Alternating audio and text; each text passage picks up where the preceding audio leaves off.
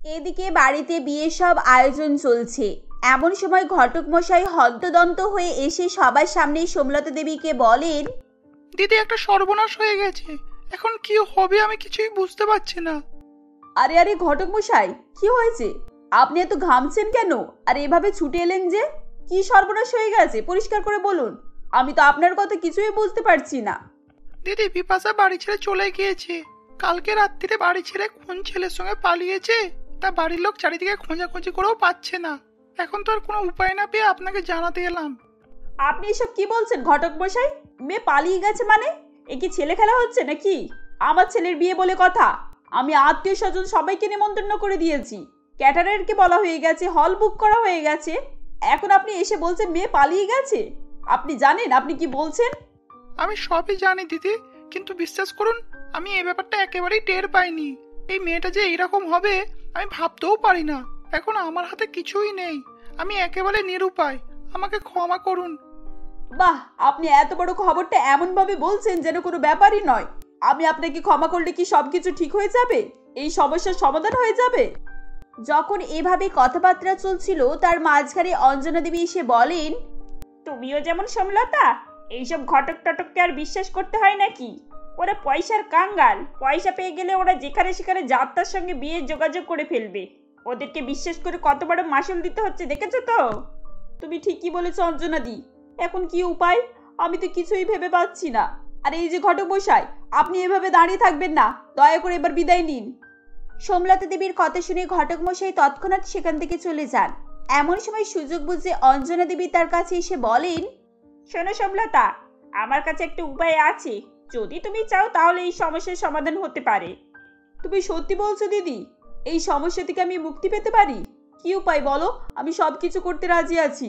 শুধু সমাজে 5 জনের কাছে আমার মান সম্মান না যায়। আরে সেজন্যই তো বলছি, শোনো। দেখো, আমি তোমাকে আগেই এই বিয়ের প্রস্তাব দিয়েছিলাম, কিন্তু তখন তো তুমি রাজি হওনি। এখনো বলছি, আমার বড় বৌদির 2 মেয়ে আছে। তুমি তাদেরকে তোমার 2 ছেলের সঙ্গে বিয়ে দাও। তাহলে একুল ওকুল সব দিকেই রক্ষা করতে পারবে। দাঁড়াও, আমাকে একটু ভাবতে দাও দিদি। আমি কি করব আমি কিছুই ভেবে পাচ্ছি না। আমার মাথা কাজ করা বন্ধ করে দিয়েছে। তুমি এখনো ভাববে? এই মুহূর্তে এর থেকে ভালো সম্বন্ধ তুমি আর পাবে না সমলতা। আমি যদি তাদেরকে বলি কালই তোমার ছেলের সঙ্গে তাদের মেয়ের বিয়ে দিতে রাজি হবে, আর ভাবাভাবির সময় নেই, তুমি মত দাও আর এই সমস্যা থেকে মুক্তি পাও। কোনো উপায় না পেয়ে সোমলতা দেবী শেষ পর্যন্ত ঠিক করেন যে তিনি তার 2 ছেলে বিকাশ ও পল্লবের সঙ্গে এই 2 মেয়ে অঞ্জু আর মঞ্জুর বিয়ে দেবেন। ঠিক আছে দিদি, তুমি তাই করো। তুমি তাদের খবর পাঠিয়ে দাও, বিয়ে কালই হবে। এই না হলে বুদ্ধিমানের কাজ। তুমি খুব ভালো ডিসিশন নিলে গো। ঠিক আছে, আমি এবার আসি। তাদেরকে খবর দিই। তুমি এদিকে সব ব্যবস্থা করো, কেমন?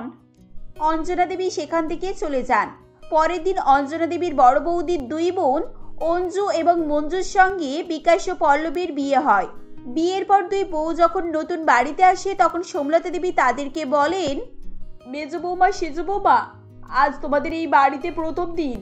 আমি জানি তোমরা অনেক মডার্ন, শহরের বড় কলেজে গিয়ে পড়াশোনা করেছো, এখানে ওখানে ঘুরে বেরিয়েছো। তা যা হয়েছে সব বিয়ের আগে। এখন তোমাদের বিয়ে হয়ে গেছে, এখন তোমাদের জীবন অনেক পাল্টে গেছে। তাই আমি কিছু কথা তোমাদেরকে বলতে চাই। কি কথা বলতে চাইছেন মা? আমার তো ভয় করছে। আমাদের জীবন পাল্টে গেছে মানে? আপনি এভাবে বলছেন কেন? এটা কি পৃথিবীর বাইরে কোনো জগৎ? ওহ বাবা, এই যেন বিগ বস হাউস। আস্তে না আস্তেই আমাদের উপর হুকুম জারি শুরু হয়ে গেছে। তা আমাদের জন্য কি অর্ডার আছে বলে ফেলুন। নতুন বউদের এই ধরনের জবাব শুনে সোমলতা দেবী কিছুটা বিরক্ত হন এবং তিনি তার নিয়মের কথা তাদেরকে বলেন। সবকিছু শুনে অঞ্জু বলে, কি এসব আপনি কি বলছেন? আমাদের এখানে ঘোমটা দিয়ে থাকতে হবে? কই, এই কথা তো আমরা আগে জানতাম না। আপনি কি আমাদের সার্কাসের জোকার পেয়েছেন? যেটা ইচ্ছে সেটা বলবেন আর আমরা আপনার কথা শুনবো? দেখো বৌমা, আমি এই বিয়েতে রাজি ছিলাম না। নেহাত বিপদে পড়ে তোমাদেরকে বাড়ির বউ করতে হয়েছে। এবার তোমরা যদি আমার কথা মতো না শোনো তাহলে তোমরা তোমাদের মতো থাকতে পারো, কিন্তু আমার ঘরে থাকার আমি পারমিশন তোমাদেরকে দেব না। এই কথা শুনে সোমলতা দেবীর 2 বৌমা চুপ করে যায়, কারণ তারা বুঝতে পারে যে কোনোভাবেই যদি সোমলতা দেবী তাদেরকে বাড়ি থেকে বের করে দেন তাহলে তাদের সমস্ত আশা বিফল হয়ে যাবে। এমন সময় অঞ্জু তার ছোট বোন মঞ্জুকে চোখ টিপে ইশারা করে। এরপর অঞ্জু নরম গলায় বলে, আপনি এভাবে বলছেন কেন? আমরা কি বললাম আপনার কথা আমরা শুনবো না? আসলে এসব আমাদের কাছে নতুন তো, তাই একটু অবাক হয়ে গিয়েছিলাম, এই জন্য এরকম রিয়াক্ট করে ফেলেছি। হ্যাঁ মা, দিদি ঠিকই বলেছে। I am sorry. আপনি যেভাবে বলবেন আমরা সেভাবেই চলবো। পরের দিন সকালে মোহিনী সময় মতো ঘুম থেকে উঠে পড়ে এবং সমস্ত রান্নাবান্না করে, কিন্তু অঞ্জু এবং মঞ্জু অনেক বেলা পর্যন্ত ঘুমায়। সোমলতা দেবী তাদের কাছে এসে চিৎকার করে বলতে থাকেন, বৌমা, তোমরা এখানে ঘুমাচ্ছ? কালকে আমি তোমাদেরকে কি কি বললাম, এরই মাঝখানে সবকিছু ভুলে গেলে? এই যে মা, আমি উঠে পড়েছি। আসলে কালকে খুব মশা কামড়েছে তো, তাই ঠিকঠাক ঘুম হয়নি, এই জন্যই দেরি হয়ে গেল। দেখো, এসব বাহানা বন্ধ করো। এখন তাড়াতাড়ি উঠে স্নান সেরে পুজো করো। আর হ্যাঁ, আজকে একটু ভারী শাড়ি পরবে, পাড়া প্রতিবেশীরা সবাই তোমাদেরকে দেখতে আসবে। সোমলতা দেবীর কথা অনুযায়ী অঞ্জু এবং মঞ্জু ভারী দেখে শাড়ি পরে এবং সেজে গুজে তৈরি হয়। তারা দুজনে কখনো এই ধরনের পোশাক পরেনি, তাই তারা খুবই সমস্যার মধ্যে পড়ে যায়। তারা কোনো রকম ভাবে রান্নাঘরে গিয়েই ঘোমটাটা খুলে বলে, ওহ বাবা গো, যেন দম বন্ধ করার অবস্থা। এমন করে কোনো মানুষ থাকতে পারে নাকি? কোন জন্মে শাস্তি পাচ্ছি আমরা কি জানি, কিভাবে এমন ঘোমটা দিয়ে থাকবো সারা জীবন? দিদি, আমার তো মনে হয় বুড়ির মাথা খারাপ হয়ে গেছে। কই নিজেকে তো কোনোদিনও ঘোমটা দিতে দেখিনি, আর আমাদেরকে এভাবে রাখছে। আর পিসিমণি কি এসব জানতো না? সব জেনে শুনে এই বাড়িতে আমাদের বিয়ে দিয়ে দিল। তারা যখন এভাবেই কথাবার্তা বলছিল তখন মোহিনী সেখানে আসে এবং তাদেরকে বলে, আরে তোমরা দুজন এসে পড়েছো। আমি সবকিছু রান্না বান্না করে রেখেছি। আজ তোমাদের প্রথম রান্না, তাই তোমাদেরকে পায়েস রান্না করতে হবে। সে আমরা জানি, তোমাকে এসে আবার মায়ের দালালি করতে হবে না। নিজে তো জোকা সেজে ঘুরছো, আর আমাদেরকেও এভাবে থাকতে হচ্ছে। আমার তো মনে হচ্ছে সবকিছু এনার জন্যই হচ্ছে। শোনো, তুমি এভাবে সবসময় ঘোমটা দিয়ে ঘোরো কেন? তোমার কি কোনো সমস্যা আছে? মানে কি বলতে চাইছো? আমার কি সমস্যা? কালকে মা তো তোমাদেরকে সবকিছুই বললেন। কিন্তু আমরা তো তোমার ব্যাপারে অন্য কিছু শুনেছিলাম। তোমার রং নাকি আলকাতরার মতো কালো, আর সেই রং লোকানোর জন্যই তুমি সবসময় ঘোমটা দিয়ে ঘোরো। তাতেই তোমার শাশুড়ি তোমার খুব সুনাম করে, আর সেই জন্যই তো আজ আমাদের এই দশা।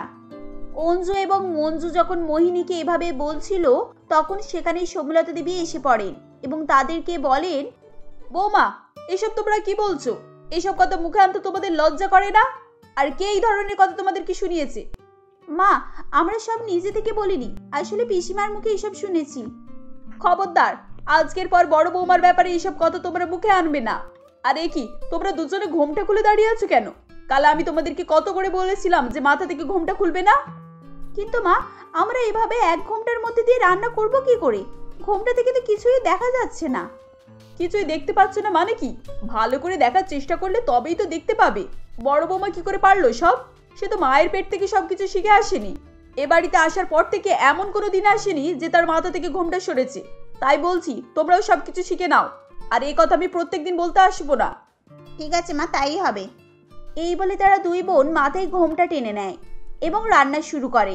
সন্ধ্যাবেলা তাদের স্বামীরা বাড়ি ফিরে এলে তারা তাদের স্বামীকে বলে, শোনো, তোমার মায়ের এসব কি নিয়ম বলো তো? বাড়ির বউদেরকে আঘাত করে ঘোমটা টেনে থাকতে হবে, এভাবে কেউ কাজ করতে পারে? আর ওনাকে বলতে গেলে উল্টে আমাদেরকেই কথা শুনিয়ে দেন, আর বড় বৌদির উদাহরণ দিতে থাকেন। মা তো ঠিকই বলেছে, বড় বৌদি তো শুরু থেকেই ঘুমটা দিয়ে থাকে, এতে সমস্যাটা কি? তোমরা যদি মায়ের কথা শোনো তো তোমাদেরই লাভ। ব্যাস, তুমিও তোমার মায়ের মতো বড় বৌদির গুণগান শুরু করে দিলে এবার। আচ্ছা, তোমার বড় বৌদি না হয় অমন দেখতে বলে ঘোমটা দেয়, কিন্তু আমরা তো দেখতে সুন্দরী, আমাদের ঘোমটা দেওয়ার কি দরকার বলো তো? এসব কি কথা বলছো অঞ্জু? কে তোমার মাথায় এসব ঢুকিয়েছে? এই কথাটা যদি বৌদি আর মায়ের কানে ওঠে তাহলে কতটা খারাপ ভাববে ভেবেছো? কি আবার ভাববে, যা সত্যি তাই বলছি। তোমরা তোমার বড় বৌদিকে চেনো না, ও ওরকম সাবিত্রী সেজে থাকে, কিন্তু ও খুবই চালাক ধরনের মহিলা। ঘোমটার মধ্যে মুখ লুকিয়ে বাড়ির বড় বউ হয়ে উঠেছে। আচ্ছা মা, কি দেখে বড়দার ওই মেয়ের সঙ্গে বিয়ে দিয়েছে বলো তো? কি সমস্যা তোমার? তুমি এসব নিয়ে বসে পড়লে কেন? মানুষের কি রূপটাই আসল? বড় বৌদির কত গুণ জানো? বড় বৌদি পুরো মায়ের মতো আমাদের দেখাশোনা করে। থাক, তোমাকে ওসব বলে লাভ নেই, কয়েকদিন থাকো, তুমি নিজেই বুঝে যাবে। সেসব আমি জানি, পিসি আমাকে সব কথাই আগে থেকে শুনিয়ে রেখেছে। তোমাদের বড় বৌদি কিভাবে মাকে হাত করে রেখেছে। মা তো বড় বউ বলতে অজ্ঞান একেবারে। যখন তার আসল রূপটা দেখতে পারবে তখনই বুঝতে পারবে, তখন আর কিছু করার থাকবে না। আচ্ছা জ্বালাতো, না জেনে শুনে এসব কথা বলছো কেন? দুদিন হয়নি তোমরা বাড়িতে এসেছো, এখন থাকতেই তোমাদের মনে এসব ঘুরছে? অনেক রাত হলো, আমার ঘুম পাচ্ছে। এই বলে বিকাশ ঘুমিয়ে পড়ে। এদিকে মঞ্জু পল্লবকে বলে, আচ্ছা পল্লব, মা এভাবে আমাদেরকে সবসময় ঘোমটার মধ্যে রাখতে চাই কেন? এতে ওনার কি লাভ হয়? তুমি প্লিজ মায়ের সাথে এ নিয়ে কথা বলো তো। আজ অনেক কষ্ট করে আমি সারাদিন ঘুমটাই থেকেছি। সারা জীবন এভাবে থাকা আমার পক্ষে ইম্পসিবল ব্যাপার। দেখো মঞ্জু, মায়ের সঙ্গে আমি কোনো রকমই কথা বলতে চাই না। এ বাড়িতে মা সমস্ত সিদ্ধান্ত নেয় আর মাই নিয়ে থাকবে। মায়ের উপরে কথা বলার আমাদের কোনো ভাইয়েরই সাহস নেই, তাই মায়ের কথা শুনেই তোমাদের চলতে হবে। এতে করে তোমাদের কোনো রকম সাহায্য আমরা করতে পারবো না। এভাবেই বেশ কিছুদিন কেটে যায়। একদিন বিকেলে মঞ্জু তার দিদির কাছে এসে বলে, এই দিদি, কি করছিস? এখানে শোন একবার। কি হয়েছে, এভাবে ডাকছিস কেন? আর তোর হাতে ওটা কি? কালকে ও আমার জন্য এই টপটা কিনে এনেছে, একবার দেখ কেমন হয়েছে। এই বলে মঞ্জু তার দিদিকে একটি হলুদ রঙের টপ দেখায়। টপটি খুলে দেখে অঞ্জু বলে, এটা তো দারুণ সুন্দর লাগছে রে, কিন্তু তুই এটা পরবি কখন? তুই কি ভুলে গেছিস এ বাড়িতে এসব পরার অনুমতি নেই? অনুমতি নেই তো কি হয়েছে? তা বলে কি নিজের শখ ইচ্ছে সবকিছু বর্জন করে দেব? সুযোগ পেলে আমি এটাকে পরে নেব। এই বলে মঞ্জু সেখান থেকে চলে যায়। অঞ্জুর মাথায় তার বোনের কথাই চলতে থাকে। সেও ফোন নিয়ে বসে পড়ে এবং বেশ কিছুটা সময় ধরে অনেকগুলোই ছোট ছোট পোশাক দেখে এবং সেগুলো অনলাইনে অর্ডার দেয়। বন্ধুরা, এবার কি হবে? তারা দুই বোন কি তাদের ইচ্ছা পূরণ করতে পারবে? এসব দেখে সোমলতা দেবীরই বা কি রিয়াকশন হবে জানতে হলে আমাদের গল্পের পরবর্তী অংশ অবশ্যই দেখুন। এই যে শঙ্করবাবু, বিরিয়ানি একটু ভালো করে বানাবেন, মানে স্বাদ ও গন্ধের যেন সকলেই নাম করে। হ্যাঁ হ্যাঁ, যদিও এটা আমার মেয়ের বিয়ে বলে কথা। হ্যাঁ বাসন্তী দেবী, আমরাও সেটা চেষ্টা করছি, কিন্তু কি সমস্যা বলুন তো? এখন আপনি ডিম বিরিয়ানি বানানোর কথা বলেছেন, এখন আপনার ডিম বিরিয়ানির স্বাদ ভালো হবে কিনা সেটা ঠিক বলতে পারবো না। আরে বলতে পারবেন না মানে? এখন আগেই বলছি, এখন যদি ভালোভাবে রান্না করতে না পারেন তাহলে ছেড়ে দিন, সেখানে আমি অন্য কোনো দামি রাঁধুনিকে বলে দেব। আচ্ছা আচ্ছা, ঠিক আছে দিদি, আপনি রেগে যাবেন না, আমি চেষ্টা করছি, কিন্তু ডিম বিরিয়ানি তো তাই একটু অসুবিধা হচ্ছে। আর যেখানে আপনি জানেন তো যে মাংস ছাড়া এখন বিরিয়ানি হয় না। ও আচ্ছা, তাহলে এখন আপনার পছন্দ মতো, মানে যেটা আপনি পারেন সেই মতোই খাবার তৈরি করতে হবে নাকি? দেখুন, আমি আবারও বলছি, না করতে পারেন বাদ দিন। এটা ছিল রামধনু ম্যারেজ হলের ঘটনা, যেখানে বাসন্তী দেবী তার মেয়ে দীপ্তির ধুমধাম করেই বিয়ে দিচ্ছিল। বাসন্তী দেবী তার মেয়ের বিয়েতে বড় করেই অনুষ্ঠান করছিল, যেখানে কয়েক হাজার লোক, প্যান্ডেল পরিচালনা ও ডেকোরেশন একেবারে দেখার মতোই ছিল।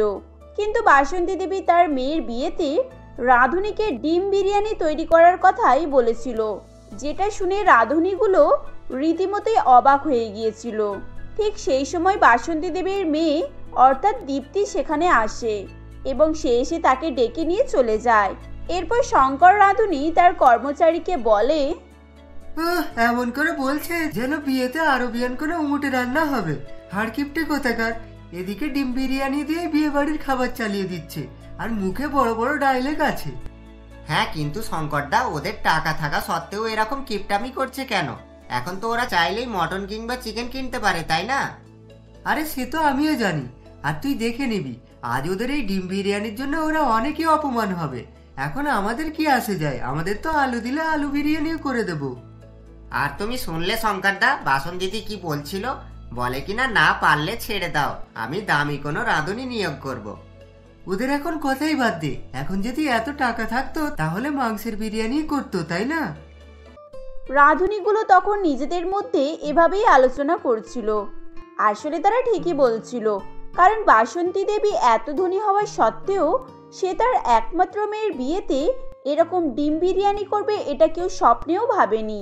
এটা করার পিছনে হয়তো বাসন্তী দেবীর বড় কোনোই কারণ ছিল। বাসন্তী দেবী কল্যাণপুরে তার মেয়ে দীপ্তি ও এক ছেলে ভুবনের সঙ্গেই থাকতো। কয়েক মাস আগের কথা, এমনই একদিন সন্ধ্যাবেলায় দীপ্তি টায়ার্ড হয়ে অফিস থেকে ফিরেছিল এবং সে এসে বলে, মা, ও মা, কোথায় গেলে? তাড়াতাড়ি আমার জন্য কিছু খাবার দাবার আনো, আমার এখন খুব জোরে খিদে লেগেছে।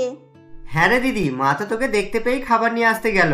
তা তুই এখন না চেঁচিয়ে ফ্রেশ হয়ে আয়, আর তারপর দেখবি খাবার নিজে নিজেই চলে এসেছে। ভুবনের কথা শুনে দীপ্তি তখন সেটাই করতে যায়। এরপর সে ফ্রেশ হতে চলে যায় এবং এসে দেখে তার মা সত্যি সত্যি খাবার বেড়ে রেখেছে, কিন্তু খাবারের বাসনের দিকে তাকাতেই তার মাথা গরম হয়ে যায় ও সে বলে, মা, এটা আমার জন্য কি নিয়ে এসেছো তুমি? কেন, কি আবার নিয়ে আসবো? দেখতে পাচ্ছিস না, গরম ভাত আর ফুলকপির তরকারি দিয়েছি। হ্যাঁ মা, সেটা তো দেখতেই পাচ্ছি, কিন্তু এটা আমায় দিয়েছো কেন? আমি কি এসব উলফাল খাবার খাই নাকি? এখন তুমি আমায় খাবার দিলে তা আমার পছন্দের খাবারই দিতে পারতে। তা তোর এখন পছন্দ তো হবেই না। এখন সারাদিন বাইরে ভালো মন্দ খাবার খেয়ে বেড়ালে বাড়ির খাবার খেতে কারই বা ভালো লাগে বল? দেখ, তুই একটু চুপ কর। তুই তো সময় পেলেই হোটেল থেকে বিরিয়ানি খেয়ে আসিস। তা তোর মতো কেউই এই বাড়িতে বাইরের খাবার খায় না, বুঝেছিস? এই তুই আমার বিরিয়ানি সম্বন্ধে একটাও বাজে কথা বলবি না। এখন তুই বিরিয়ানি খাস না, তাই বিরিয়ানির ব্যাপারে কিছুই জানিস না। যেদিন তুই বিরিয়ানি খাবি না তখন তুইও বিরিয়ানি ফ্যান হয়ে যাবি, বুঝেছিস? থাক, তোকে আর বাজে বকতে হবে না। আমার অত নবাবির শখ নেই, বুঝেছিস? আমার যেখানে রুটি তরকারি হলেই হবে। আর মা, তুমি তো জানো আমি রুটি অথবা পরোটা খেতেই ভালোবাসি। দীপ্তি এভাবে বললে তখন বাসন্তী দেবীর আর কিছু বলার থাকে না। আসলে দীপ্তি ঠিকই বলছিল। সে নিয়মিতই ডায়েটিং রুটিন ফলো করত, আর তাই সে যখন তখন এটা সেটা খাবার খেতে চাইতো না। এরপর তখন বাসন্তী দেবী তাকে বলে, দেখ মা, আমি আজ রান্না করে ফেলেছি, তাই তুই বরং একটু খেয়ে নে। কাল থেকে তোকে আর বলতে লাগবে না। এখন একদিনেরই তো ব্যাপার, তা তুই ভাত তরকারি খেলে একদিনেই কি মোটা হয়ে যাবি? বাসন্তী দেবী এভাবেই বললে দীপ্তি তখন না চাইতেও খাবার খেতে থাকে। এভাবেই সেদিনটা কেটে যায়।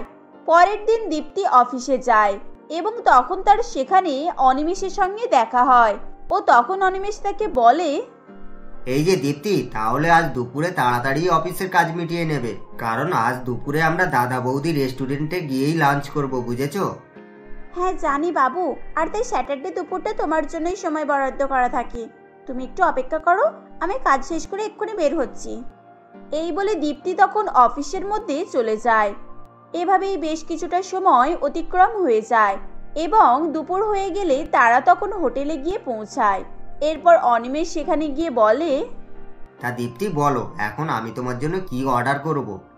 ও অনিমেষ, তুমিও না ডেটে এসে এটা সেটা আমাকে প্রশ্ন করো। তা আমি এখন তোমার সঙ্গে এসেছি, তাই তুমি যেটা বলবে আমি সেটাই খাবো।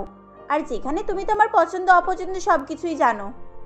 আচ্ছা ঠিক আছে, তবে আমি দেখছি আর কিছু খাবার অর্ডার করার ব্যবস্থা করছি। এই যে ওয়েটার, আপনাদের কাউন্টারটা কোথায়? অনিমেষের কথা শুনে তখন ওয়েটারটি তাকে কাউন্টার দেখিয়ে দেয়।